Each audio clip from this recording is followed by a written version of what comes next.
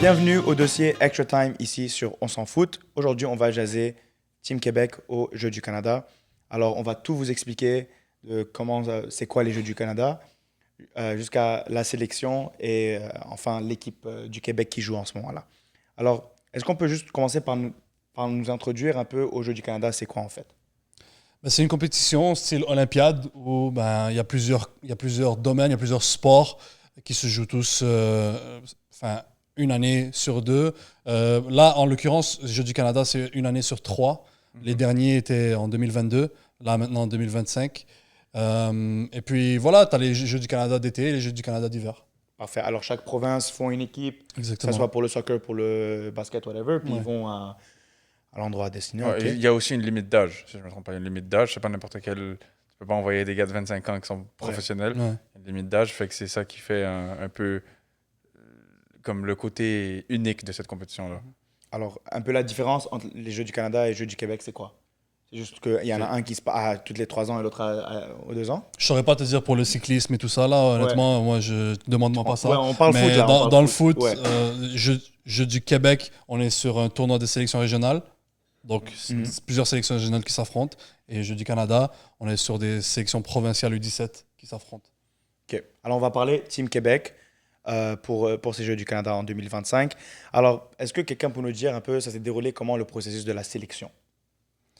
En soi, on peut, si tu veux, pour arriver avec une équipe U17, ultimement, il y a un long processus de sélection. Pas que avec la génération actuelle et la sélection pour les 2008-2009. Être un joueur Team Québec, au final, qui joue aux Jeux du Canada, ça part d'il y a peut-être 4-5 ans au préalable. C'est quoi le parcours standard? C'est qu'un joueur, quand il a 12 ans, 13 ans, il doit faire la sélection régionale. Il doit faire l'équipe de sa région. Donc, par exemple, si tu es allé à Longueuil, si tu es un joueur de Longueuil, tu dois faire la sélection régionale de la Rive-Sud. Et la région, elle couvre plusieurs clubs qui sont dans une zone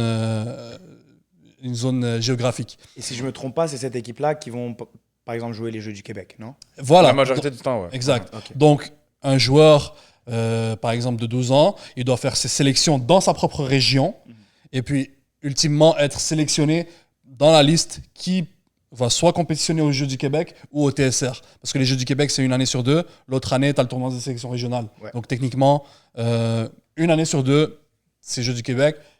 L'autre, tu as un tournoi de foot uniquement. Ouais. Donc, voilà. En soi, ça part de là. Quand tu joues les Jeux du Québec / TSR, tu as des recruteurs provinciaux qui viennent pour un peu voir ce qui se fait de mieux dans cette catégorie d'âge-là. Ultimement, tu arrives à la fin de ce tournoi de région, une liste d'invitations pour les meilleurs joueurs qui ont performé dans ce tournoi. Il se peut qu'il y ait des joueurs autres que ceux qui étaient dans ce tournoi, soit le Jeux du Québec, soit le TSR, mais la majorité du temps, c'est des joueurs qui étaient parmi les meilleurs de leur région. Et ensuite, c'est là qu'on passe au statut U14, U15, et ainsi de suite, où chaque année, il y a des regroupements. Chaque année, il y a des groupes U15, des groupes U17 qui affrontent dans une série, la série Québec-Ontario, ou Ontario-Québec, peu importe qui accueille. Un an, c'est Québec qui accueille, l'autre année, c'est Ontario qui accueille. Et puis, à chaque année, il y a cette espèce de derby où les deux provinces voisines s'affrontent. OK. Diego, tu penses que avec cette équipe du Québec qui va aux Jeux du Canada, qu'est-ce que les entraîneurs recherchent pour faire leur sélection? Est-ce que c'est vraiment le talent pur, la polyvalence? Est-ce que c'est le mental? Est-ce que c'est le physique? D'après toi, de ce que tu vois dans les jeunes? Sincèrement, moi j'aime l'équipe. En général, j'aime l'équipe qu'ils ont sélectionnée, mais je ne pourrais pas te dire exactement ce qu'ils recherchent parce que selon le match que moi j'ai regardé, j'ai pas vu un style de jeu précis et concret, fait que je pourrais pas exactement te dire ils recherchent ça. Et même voir que personnellement, je trouve que oui, ils ont pris les meilleurs joueurs, mais est-ce qu'ils ont pris des joueurs qui sont compatibles l'un avec l'autre? Ça, c'est le questionnement que moi j'avais. Je pense que quand même au Québec, dans toutes les équipes qui vont nous représenter, puis on en a déjà discuté plein de fois, là, tu vas être d'accord, on a toujours la philosophie d'une équipe joueuse, une équipe qui a le pied sur le ballon. Chez les équipes du Québec, c'est pareil. Ultimement, on veut une équipe qui joue bien au ballon. En Ontario, tu as des machines athlétiques. Ouais. Ça va vite. Ça jette le ballon, ouais. Pas nécessairement que ça jette le ballon, mais ça va utiliser les qualités physiques des joueurs pour aller gagner du terrain. Et puis, très souvent, comme là dernièrement sur la série Québec-Ontario, on a vu des affrontements très difficiles entre un Québec qui un peu, entre guillemets, joue à la baballe. Ils essayent d'un peu trouver des solutions au sol et avoir le beau style. Et t'as Ontario qui ils poussent, ils te pressent haut et ils vont gagner du terrain en envoyant leurs joueurs les plus rapides en profondeur. Et puis, je pense que quand même, on a cette identité un peu au Québec. Ouais, c'est vrai qu'on a cette identité, ça je le dis à 100% et j'arrêterai jamais de le dire parce que je trouve que c'est un peu culturel. C'est pas juste avec un Team Québec, mais même chaque équipe ont un peu cette identité-là. Mais je trouve que c'est pas quelque chose qui a porté l'équipe vers l'avant positivement. Je trouve que même que ça l'a peut-être un peu nuit à certains résultats comme à la série Québec-Ontario. Les 17, ils n'ont pas eu les meilleurs des résultats, loin de là. Ouais. Fait que peut-être que justement ce style de jeu qu'on recherche autant a finalement nuit à qu'est-ce qu'on recherchait. Non, je comprends. Mais tu sais, puis je reviens un petit peu même à ta première question qui est comment est-ce qu'on sélectionne, comment un joueur arrive en U17 au final.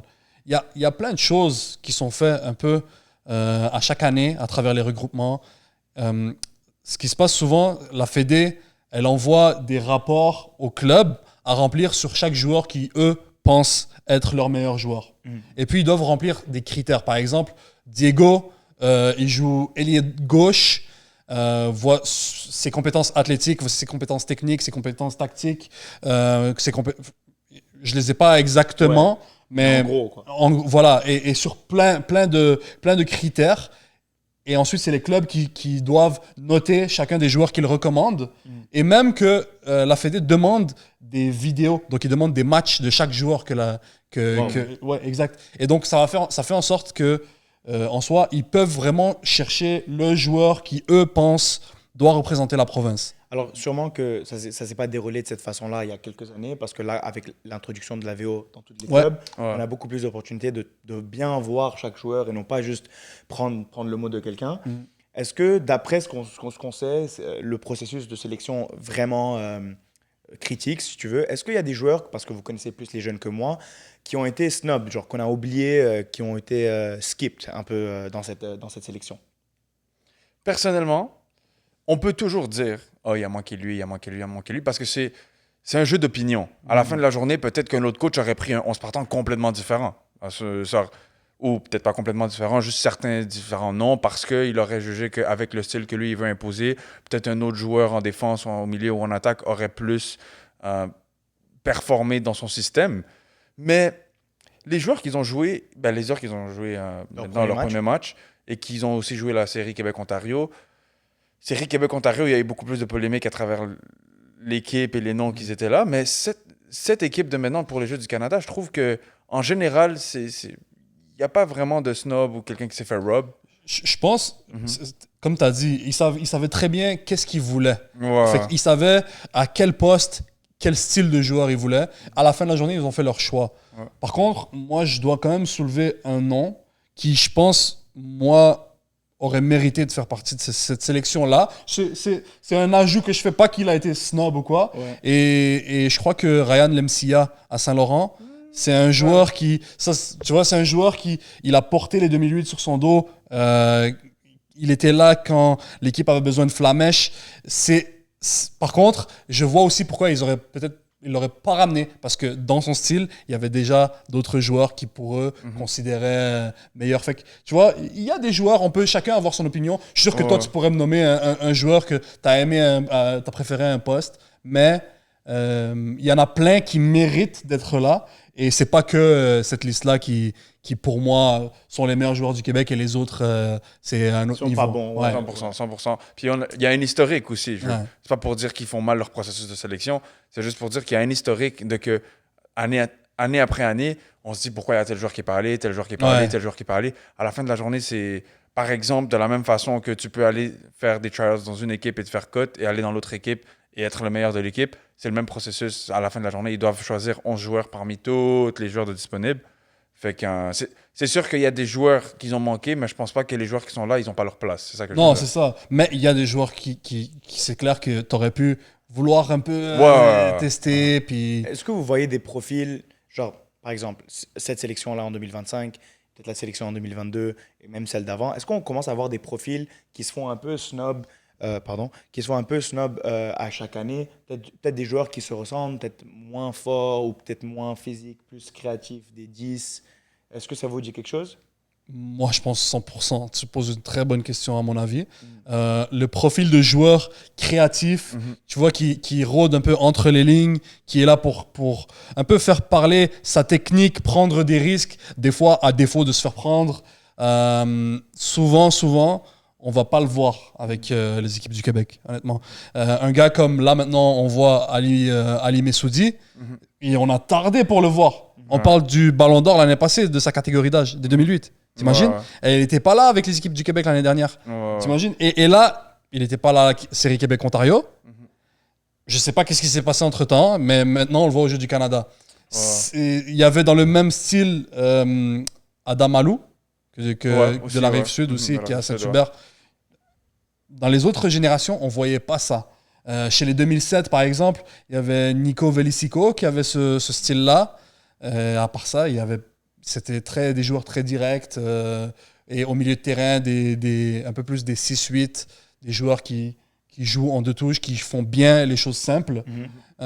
Mais oui, pour moi, il y a ce profil de joueurs-là qui souvent vont prendre le bord. Et tu sais pourquoi même je pense, parce que c'est quelque chose que moi aussi, depuis que je joue au foot avant et tout ça, toujours les joueurs créatifs que moi je connaissais dans mon quartier de Longueuil, c'est eux qui manquaient dans les équipes du Québec. Après, je pense aussi que dû à un laps de temps qu'ils ont pour former une équipe, prendre un joueur qui est dans la créativité, c'est difficile de bâtir une équipe derrière un joueur comme ça. Parce qu'à la fin de la journée, un joueur avec la créativité a besoin de se faire bâtir une équipe à travers lui.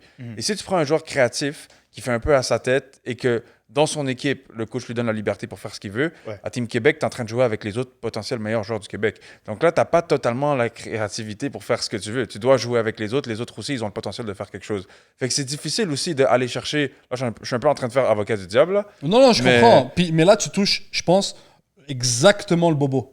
Parce que là, ce que tu mentionnes, Ouais. c'est qu'en soi, les équipes du Québec, elles font leur équipe pour avoir une équipe qui gagne.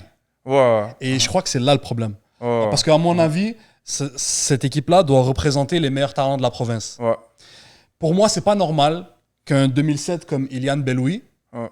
qui maintenant il a quitté notre province, Ouais. il est parti jouer France. en France dans un club pro. Ouais. Il n'est pas professionnel, mais il est dans un système académie pro, ouais. Il est en académie pro. Ouais. C'est pas normal que lui, il a été coupé aux séries Québec-Ontario de l'année dernière. Ouais. Et moi, je peux dire humblement que je connais la génération 2007 comme le fond de ma poche. Celui-là, il est dans les meilleurs joueurs 2007 haut la main, Il a facilement. aussi montré en Ligue 2 cette année, non? Ah ben, ça, j'ai même pas besoin de le dire. Les gens qui voient les matchs, le savent. ils peuvent le dire. Ça, c'est que cette année. Ouais. Moi, je vois ce qu'il a fait. Toi aussi, tu Ouais. vois ce qu'il a fait dans sa catégorie d'âge depuis des années.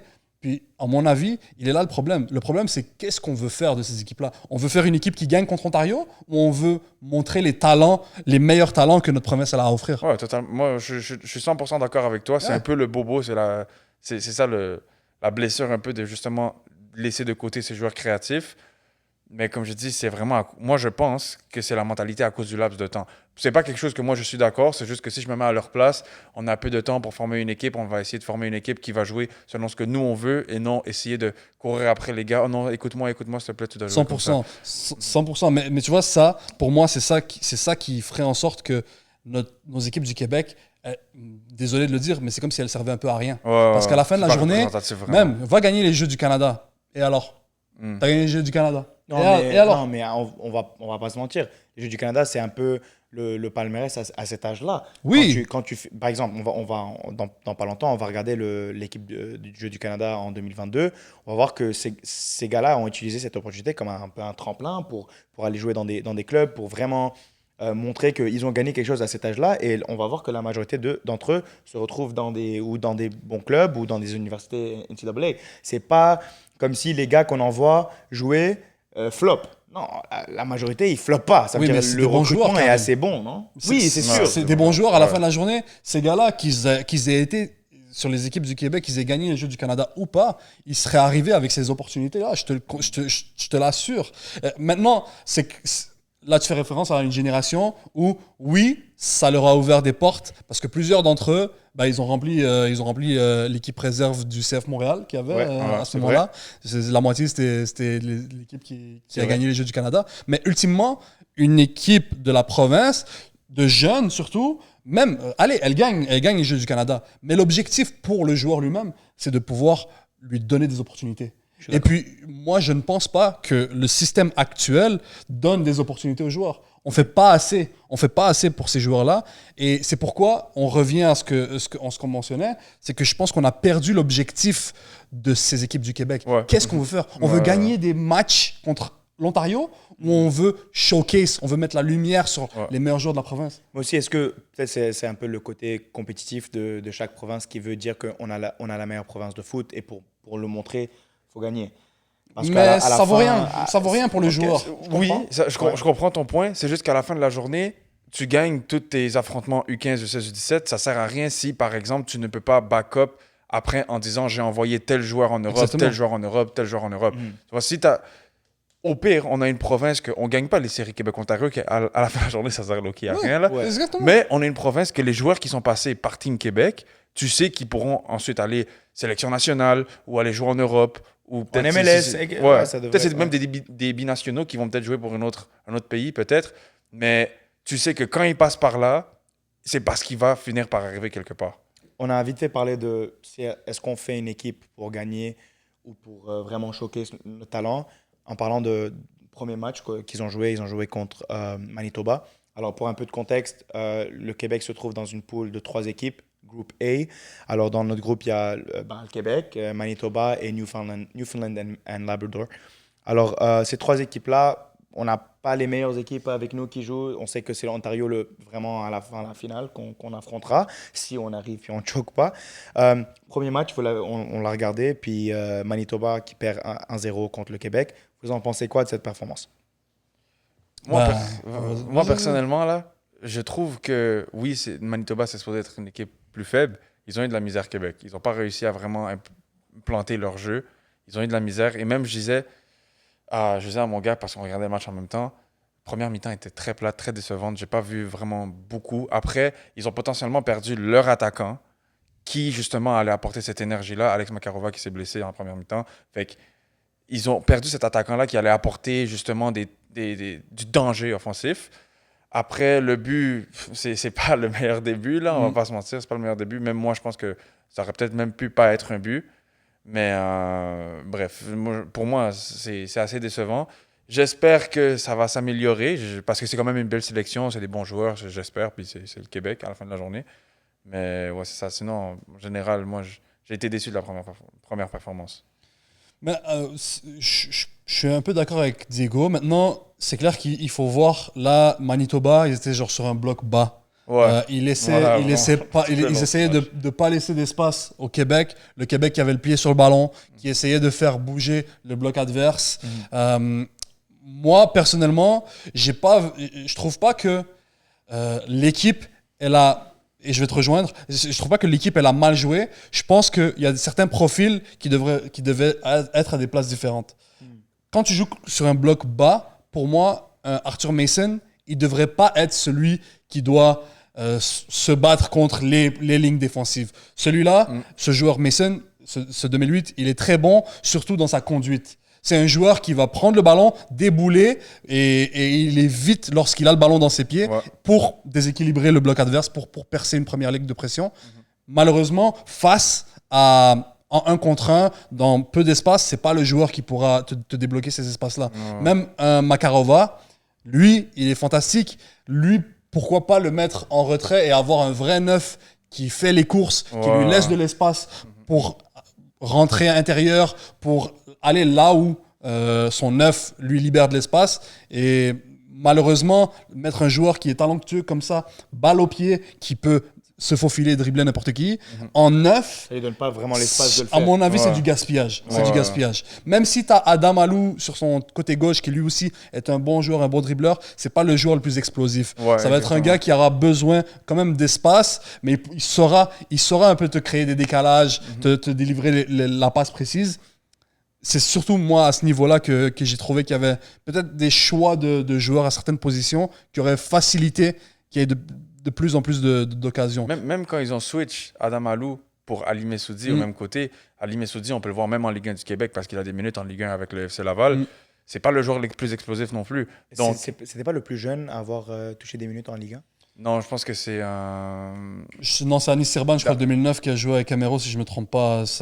À mon avis, c'est le plus jeune qui a, Ah ouais? qui a Ah, ok, joué je pensais jusqu'à que c'est présent. Daryl Guerrier, je Ouais. pensais. Ok. Ouais. Shout out food blogger. Mais ouais, shout-out. Fait que là, mais c'est ça. Moi, Ali Messoudi, c'est pas un joueur extrêmement explosif non plus. Ils sont très créatifs, mais peut-être qu'ils pourraient se faufiler plus dans un profil comme un 10. Peut-être comme Adam Alou, ils sont très techniques, pourraient plus aller là. Mais c'est vrai que même moi, j'ai pensé à ça. Makarova en 9, c'est un peu un. On a vu qu'est-ce qu'il a fait toute la saison dans l'aile, à gauche, à ouais. déranger tout le monde. Ouais. Puis tu le mets en 9. C'est du gaspillage. Ouais. Non. Mais le truc, c'est que Série Québec-Ontario, il était en attaque, puis il a fait. Il a marqué, ouais, il était aux bons endroits, au bon moment. Ouais. Puis lui, il a une bonne qualité de finition. Ça en fait en sorte qu'il ressort. Mais je crois que même sur un côté, tu l'isoles à 1 contre 1, il te crée des dangers à chaque action. Là. Puis tu le mets peut-être. Lui, avec Ali Messoudi, avec un 9 qui fait les courses, qui va couvrir du terrain, qui va être dans les bons endroits au bon moment pour jouer en remise, tout ça, je pense en tout cas qu'on aurait eu plus d'occasions et d'opportunités de marquer. Après 90 minutes, les premières 90 minutes, est-ce qu'on voit une équipe plutôt technique, tactique ou même peut-être physique, d'après vous? Moi, je trouve que c'est beaucoup dans la technique. C'est ça notre caractéristique. Toutes les teams Québec, c'est ça notre caractéristique. Et même les équipes de championnat PDG qui vont, c'est ça notre caractéristique technique. On est bon sur le ballon, on aime ça distribuer le ballon, on aime ça faire rouler le ballon. Et ça s'est même vu maintenant avec l'équipe de Québec contre Manitoba. Physique, je dirais pas. Il y a des bons profils qui sont plus physiques, mais en overall, c'est pas notre fort. Même tactiquement, c'est une équipe qui joue pas d'habitude la saison ensemble. Oui, certes, il y a certains joueurs qui jouent ensemble, mais là, on est en train de parler que t'as un coéquipier à droite et t'as le gars que tu voulais casser les genoux à gauche. Fait que ça fait pas trop de sens, mais ça va prendre du temps. Non, c'est clair. Puis le Québec, ça va toujours être l'équipe qui va être plus technique. Même si tu le vois au CF Montréal, en MLS Next, quand tu as Nashville qui vient en ville, c'est dégueulasse. Si tu proposes un football dégueulasse, tu as le CF Montréal. Gagne ou perd, ça va être l'équipe qui a le pied sur le ballon. Comme je dis, gagne ou perd. Mais à la fin de la journée... Égalité ou perd. Ouais. Non, mais qui gagne ou qui perd. Mais dans le sens, le Québec, ça sera toujours l'équipe qui a le pied sur le ballon, à mon avis. Comme tu as dit, la culture, on a plein de joueurs, un peu des immigrants qui ont une bonne culture foot, qui s'inspirent un peu aussi de ce qui se passe en France, dans leur pays, en Afrique. Donc, On parle un peu, juste une question pour vous à propos des groupes d'âge. J'étais surpris parce que peut-être il est trop vieux pour jouer, mais Éloi Breton, est-ce qu'il pouvait faire partie de la sélection ou pas, le joueur du CFM? Éloi Breton, il ne pouvait pas parce qu'il fait partie du CF Montréal. Ah ouais, alors tous les gars du CFM, ils ne pouvaient pas jouer. Exact. Okay, Donc là, tu as eu les Ampofo, Daniel Panet qui ont rejoint. Il se peut qu'il y en ait un autre que là j'oublie, mais c'est parce qu'ils ne sont plus au CFM. Ok.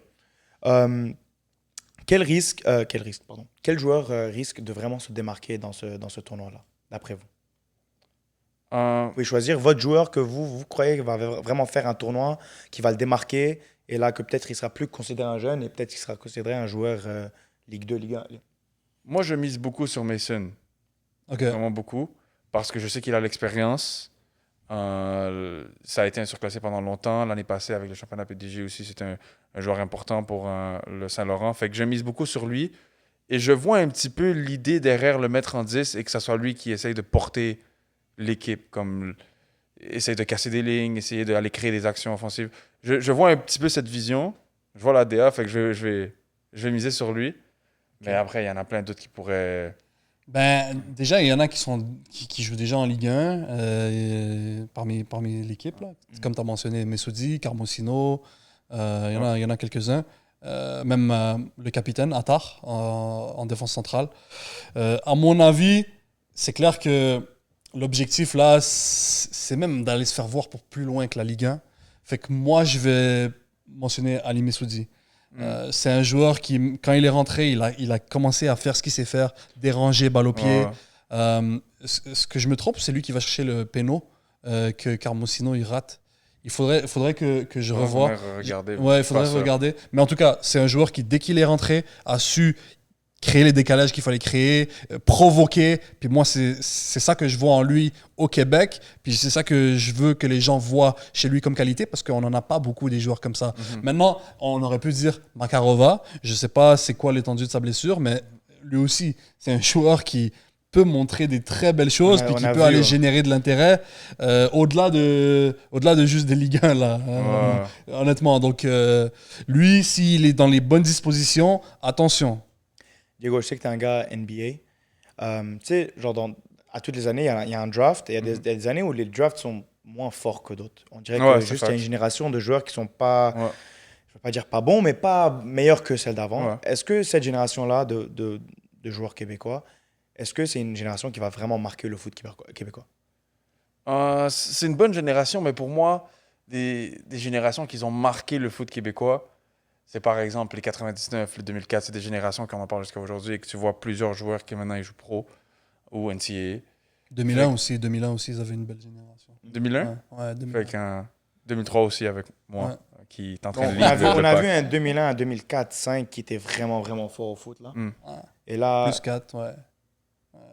Mais 2008, honnêtement, je pense qu'elle est un peu sous... Moi, je ne m'attendais pas à ce qu'il y ait autant de joueurs comme ça qui se démarquent. Je les vois jouer depuis 3 ans facilement maintenant. Oui, on va entendre parler. Et puis 2008, il y a 2009, Makarova, c'est un 2009, soit dit en passant. Donc, tu sais, c'est... On va entendre parler de certains d'entre eux. Ça sera à eux de faire le boulot qu'il faut faire. Ça s'arrête pas. Même s'ils gagnent au la main les Jeux du Canada, leur carrière, ça ne s'arrête pas maintenant du tout. Là.